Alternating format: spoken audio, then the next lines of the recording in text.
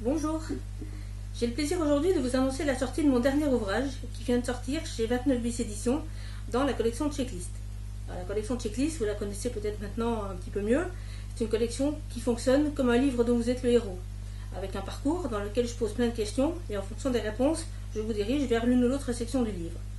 Il y en avait déjà 5 depuis avril 2016, Checklist photographe de mariage, Checklist j'édite mon livre tout seul et Checklist mon éditeur et moi qui sont sortis en même temps à l'automne 2016.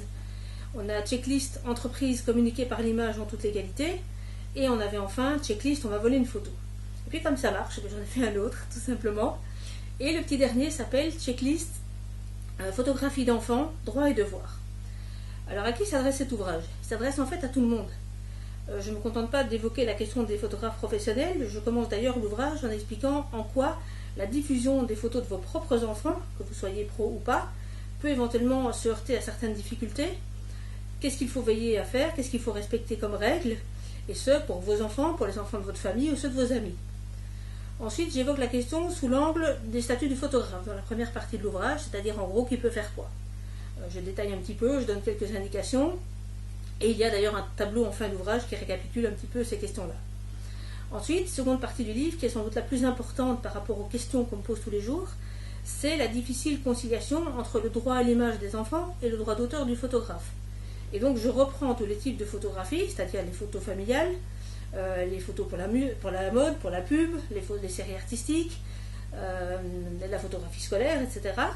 Et pour chacun de ces types de photos, j'envisage à la fois les questions de droit d'auteur du photographe et les questions de droit à l'image de l'enfant. Donc tout ça évidemment au vu de la jurisprudence, mais avec des exemples concrets.